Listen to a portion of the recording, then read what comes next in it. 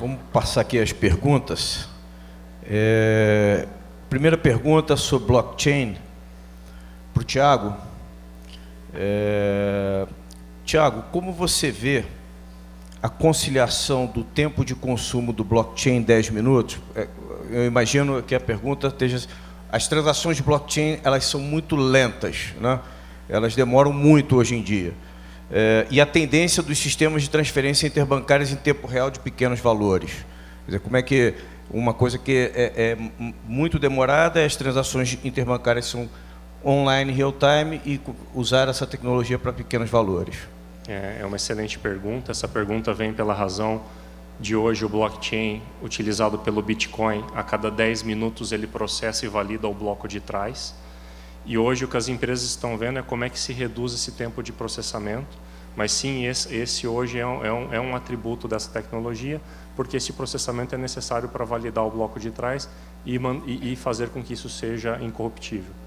Então, dentro desses grupos de estudo que estão tendo hoje, este grupo do Hyperledger para melhorar funcionalidades do blockchain e outras empresas que existem hoje, elas estão estudando como é que se diminuiria esse tempo de 10 minutos para dar uma sensação mais online para o blockchain. Uma outra coisa que vale a pena falar é dos possíveis usos. Existem vários grupos, coisas que não seriam apropriadas a utilizar hoje, como, por exemplo, o blockchain como uma base de dados. Esta é uma razão. Para essa transferência online, esta também seria uma outra razão. Porém, não significa que não tem grupos vendo como é que se evolui este processamento para que sim possam ser utilizados nesses use cases. Se me permite complementar também a sua resposta, o blockchain hoje, basicamente, ele existe em cima para fazer transações de moeda criptografada. Então, são redes globais com muito pouco investimento empresarial. Quer dizer, cada vez mais a gente vê empresas se associando para construírem seus blockchains privados, sejam empresariais, a empresa construindo para ela mesma, ou associações. Então, a gente vê grupos de bancos se associando, grupos de empresas de pagamento se associando, e na medida que empresas, grandes grupos empresariais começam a investir nessa tecnologia, também começam a aportar equipamentos de melhor qualidade, tecnologias de melhor qualidade, como o Thiago estava falando, para melhorar a performance disso. Então, hoje a gente tem alguma coisa muito rudimentar em termos tecnológicos, é espalhado globalmente, é como se fosse iniciativas individuais, ou de pequenas empresas, ou de pessoas que montaram essa rede. Na medida que as grandes corporações aderirem e entrarem nesse mundo, né, a tendência é que essa velocidade também, os blockchains privados aparecerem, essa velocidade também cairá drasticamente, ou para um online real-time, ou pelo menos um near-time. Bom, eu queria fazer uma pergunta aqui para o Rapaport a respeito de inovação. Você falou primeiro que a solução à procura de um problema, ou um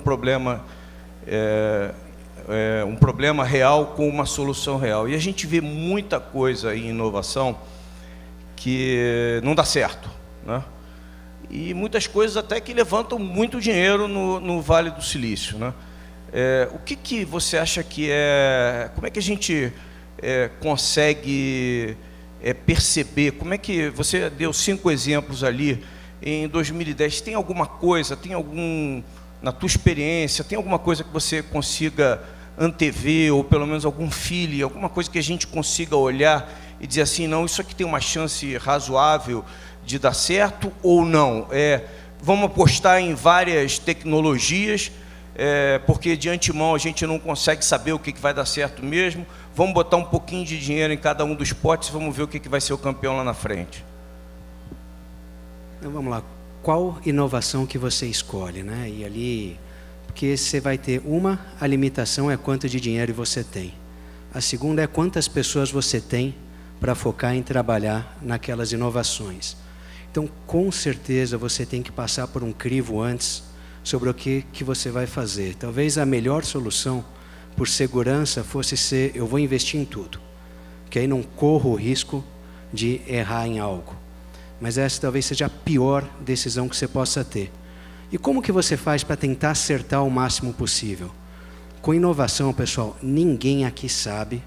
Então, aqui a decisão colegiada, perguntar para mais pessoas, buscar discordâncias, conversar, tentar sentir, é o caminho para você tentar pensar, será que tem alguma aplicação aqui de fato? E a segunda é, quando você fizer seus investimentos, tentar fazê-lo em fases, tentar provar aquele conceito o mais rápido possível, para você poder investir em mais coisas sem comprometer todos os seus recursos. Próxima pergunta é sobre blockchain para o Thiago. Dentre diversas possibilidades, quais você acredita que serão as primeiras aplicações de blockchain bem-sucedidas para o setor financeiro? Essa é fácil. Bem fácil. Eu posso falar um pouco do como é que nós estamos olhando para isso, né? A gente olha por 3 ângulos. Onde é que essa tecnologia me ajuda a reduzir custo? E daí ficaria mais na nossa evolução de sistemas dentro da nossa empresa. O segundo ângulo é onde é que essa tecnologia me ajuda a gerar receita, que é onde tem mais pesquisa aqui e que é uma pergunta que ainda não foi respondida, né? E o terceiro ângulo, essa tecnologia consegue causar alguma disrupção no meu business? Então a gente está olhando para esses 3 ângulos de forma muito séria para ver onde é que a gente aplicaria isso primeiro. Nós temos um programa de evolução tecnológica dentro do banco e o grupo de trabalho que está lá, junto com o meu time, a provocação que a gente fez foi, por que não? Eu quero uma resposta para cada um dos nossos sistemas do por que não utilizar e que seja bem respondido. Então é uma forma que a gente encontrou de entender e ter uma matriz interna, inclusive, para poder compartilhar com o que está acontecendo lá fora, poder conversar com os outros bancos, de onde a gente utilizaria o blockchain dentro de casa. O hub de pagamentos, por exemplo, é uma possibilidade, né? Como é que a gente liquida? Então, ainda, como eu disse na minha apresentação, a página está em branco, a gente está investindo bastante tempo aqui em entender como é que a gente vai utilizar isso. E isso parte por conversas com as empresas do nosso segmento aqui no Brasil e também com as empresas fora do Brasil. Tem uma pergunta para mim. Como criar uma solução, e depois também está aberta para todos, se vocês quiserem comentar. Como criar uma solução... Não, desculpa. Como as empresas que fazem captura via POS vão aderir à tecnologia blockchain. Se pretendem investir nessa tecnologia blockchain, e aí especificamente a Cielo. A pergunta é para a Cielo, mas eu tenho certeza que na rede, na GetNet, na First Data, nos demais adquirentes, eu acho que esse dilema essa angústia deve estar na cabeça dos executivos também. Então, com certeza é uma tecnologia que nós estamos olhando, nós vamos investir, nós queremos investir, é um meio de pagamento, muito inteligente, agrega uma série de funcionalidades que a tecnologia atual de pagamento em cartão de crédito não permite. Tem algumas regras de segurança também que facilitam e reduzem custos nas nossas estruturas de segurança no cartão de crédito, tá? E, eventualmente, até agilidade e velocidade, caso os investimentos cresçam e as velocidades aumentem substancialmente, como eu imagino que vão subir. Eu acho que também uma vantagem de integração entre meios de pagamento, cartão de crédito e o próprio meio bancário, o dinheiro, né, através dos hubs de pagamento com os bancos e através, por exemplo, a gente acabou de ver uma palestra aqui sobre programas de fidelidade, por que não integração entre meios de pagamento monetários e não monetários, como, por exemplo, um programa de fidelidade. Eu vi uma aplicação de blockchain que a pessoa chega num estabelecimento comercial, paga um lanche, uma parte em dinheiro, uma parte em cartão de crédito, uma parte em milhas daquele próprio lojista e uma parte em milhas da Delta. E paga e faz isso através de uma aplicação em blockchain. Então, Acho que é um negócio que a gente tem que olhar e tem que investir, sim, e todos os adquirentes devem olhar para isso com bastante cuidado. Próxima pergunta, para todos, aberta para todos. Como criar uma solução blockchain cooperativa entre bancos brasileiros em um setor tão competitivo? Deveríamos ter também uma organização similar ao Hyperledger? Isso é uma boa pergunta. Acho que é uma excelente pergunta e a visão que eu tenho não é o fato de a tecnologia estar aí, o Itaú está junto com o Bradesco, está junto com o Banco do Brasil, com a Caixa, com o Santander, tendo um ledger que vai nos diferenciar em termos de competição, né? Então, sim, a gente vê conversas com a SWIFT, conversas com a CIP, conversas na FEBRABAN sobre o Sistema Brasileiro de Pagamento, o SPB, Sistema de Pagamento Brasileiro. Então, eu acho que tem bastante evolução possível para acontecer neste intercâmbio entre bancos, com o apoio do Banco Central, da SWIFT, da CIP, da FEBRABAN e dos órgãos reguladores de pagamentos, né? Então, é uma conversa que a gente deve estar enfrentando no futuro bem próximo. Acho que ainda é cedo na tecnologia para a gente partir para a padronização. Então, você tem que ter realmente mais experimentação. Conforme a gente consiga ter mais clareza onde a gente realmente vai utilizar, aí sim, com certeza, a gente vai precisar criar os mecanismos de padronização e segurança, porque aqui esse é o tipo de coisa que não é feito para você fazer com você mesmo. Para você possa trabalhar com os outros, todos têm que saber como trabalhar. Mas se você quiser definir esse padrão muito cedo, você acaba matando as possibilidades de inovação. Tem uma pergunta para você em cima disso. É uma solução à procura de um problema? Vamos lá, Dilson, quando você deu o exemplo aqui daquela compra de um lanche de R$15 com 4 moedas distintas, eu acho que eu vou poder utilizar isso na minha próxima apresentação. Porque ali sim realmente vai ser uma solução à procura de um problema. E algumas das coisas onde ele se apresentou como uma solução no início, né, que seria a possibilidade de fazer câmbio ou trocas financeiras não regulamentadas, a vantagem dele não estava na moeda em si, mas estava no não regulamentado. E aí ele não estava adicionando valor. Ele estava simplesmente buscando um caminho que era mais simples do que o caminho regulamentado. Mas aqui, como o Thiago colocou, você está falando de um padrão de tecnologia onde você tem uma multiplicidade de dados numa mesma transação. Então, a partir dali, sim, você vai ter soluções, a gente também não sabe direito quais são elas. Eu queria adicionar um uso, e adicionando também a pergunta que me foi feita anteriormente, a parte de trading financing é um candidato muito provável para utilizar essa tecnologia. O custo de documentação para fazer trade finance é muito alto. Essa tecnologia resolve esse custo de documentação e dá velocidade para isso de uma forma impressionante. Já existe uma fintech, uma startup que se chama Ripple, que está transacionando dinheiro entre países aí de uma forma impressionante também. Então, este é um possível uso imediato que já estão olhando para como padronizar. Tá? Mas eu concordo com o Rapaport que aqui, para o nosso segmento brasileiro, que é um segmento que o sistema bancário funciona muito bem, o nosso sistema de pagamento é muito bom, diferente de outros países que hoje que estão atrás de nós na forma como se transfere dinheiro, eles têm um problema na nossa frente ainda para resolver.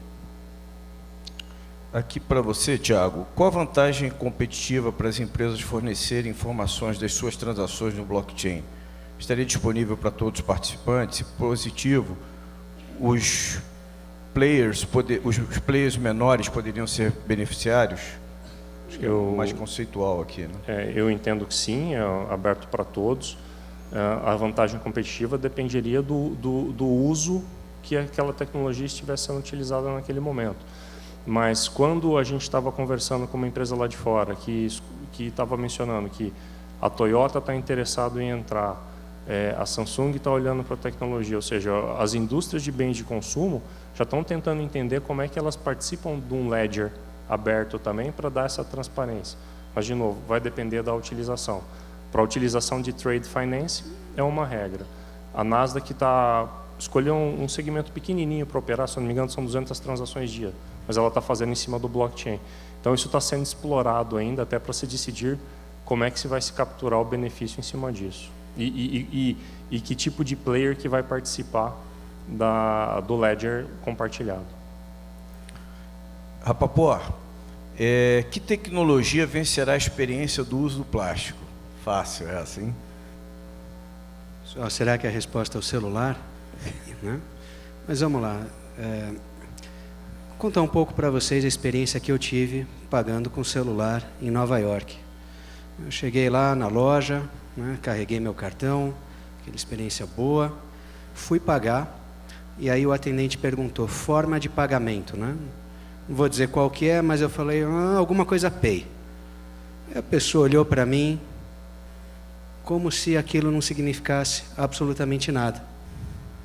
Eu puxei meu celular, paguei, saí meio sem graça. E quando eu voltei naquela loja, a próxima vez eu paguei com plástico.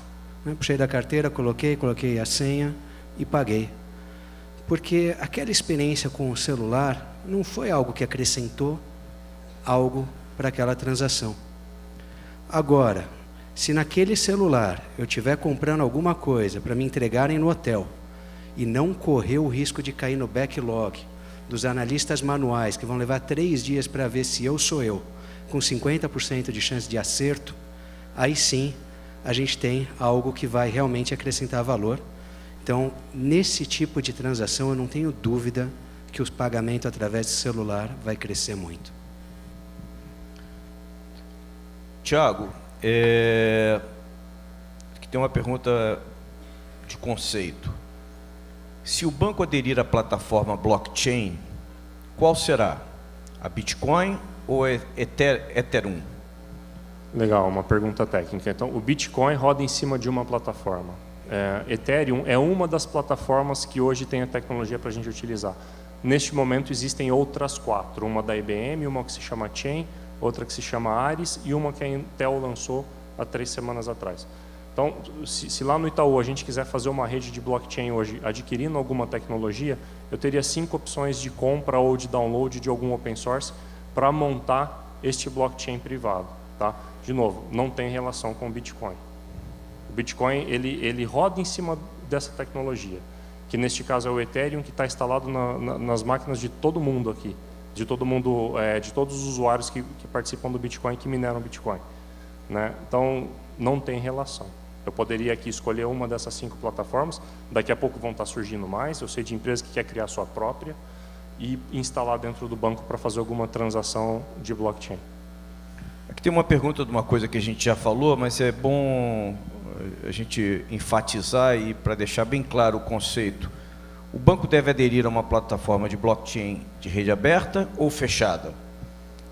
Legal a pergunta. De novo, depende do uso. Se a gente estiver falando aqui de algum sistema de pagamento compartilhado, é uma plataforma aberta. A tecnologia permitiria, por exemplo, termos servidores processando dentro da CIP, dentro do Bradesco e dentro do Itaú, ou dentro de qualquer outro banco, porque esse é o charme dessa tecnologia, ela distribui a informação uma vez que está processada. Né? Então, esse seria um uso público. Eu poderia ter um uso privado em que eu instalei dentro dos nossos data centers e é só minha. E o projeto Hyperledger, ele permite, num uso público, ter alguma privacidade. Então, depende do caso de uso. Eu sei que eu estou repetindo isso insistentemente, mas esse é o fato. Né? Se o caso de uso for o micropagamento, por exemplo, tem que ser uma plataforma mais aberta. Se o caso de uso for conciliação contábil do meu banco entre as minhas unidades no Mercosul, eu poderia ter uma plataforma privada. Ainda sobre blockchain, existe algum risco conhecido na tecnologia blockchain que impediria a adoção pelo mercado financeiro? Ainda não. Daí eu concordo com o Rapaport, isso é novo, a gente está pesquisando bastante. O Bitcoin, ele estressou a tecnologia, né? Eu acho que tentaram quebrar o Bitcoin de todas as maneiras possíveis. Não tem nada agora que está aí declarado que é um risco para utilizar. Tá. Se alguém souber, eu até pediria para me contar. Até hoje não se tem notícia de nenhum tipo de quebra da distribuição, nem da criptografia, nem da organização em Ledger. Exatamente, porque mesmo que você consiga invadir um servidor e quebrar a criptografia naquele servidor, você teria que fazer a mesma coisa dentro do time frame de processamento em todos os servidores da rede. Então, o modelo foi muito bem pensado. O fato da criptografia do bloco validar o bloco anterior e distribuir essa informação, isso é muito bem pensado. Rapaport, há um tempo atrás tinha o dilema de ser o líder em tecnologia, né? Sair primeiro, ser o mais inovador, ou ser um bom seguidor, seguir e fazer bem feito, copiar bem feito e solidificar.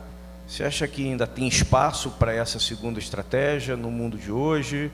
Ou não, a gente tem que continuar investindo em várias tecnologias e ver qual que vai ser a vencedora, como você falou ainda há pouco?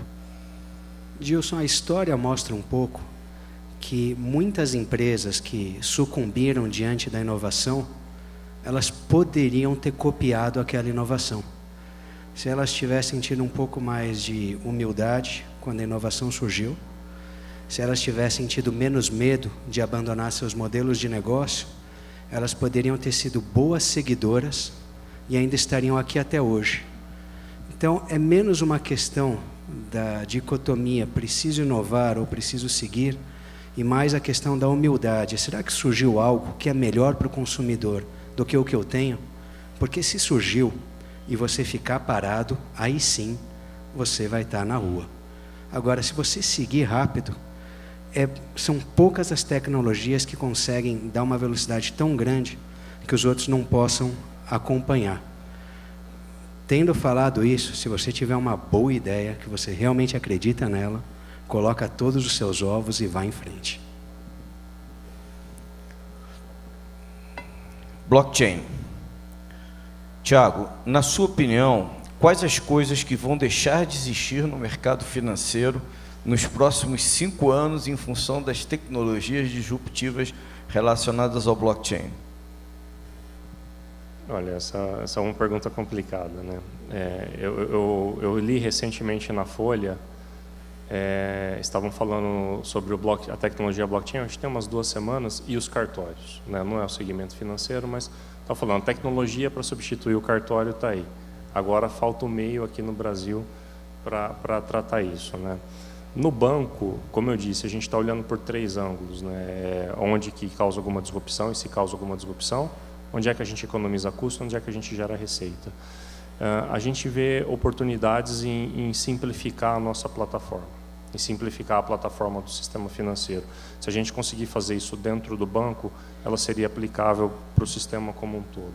É por isso que é interessante a conversa entre os bancos e é interessante as câmaras, as compensadoras também, participarem dessas conversas e promoverem essas conversas para a gente conseguir simplificar em conjunto. Tá? Eu não vou me arriscar aqui nos próximos 5 anos a falar o que desapareceria no segmento financeiro, mas acho que tem algumas coisas que vão ser diferentes. Tá?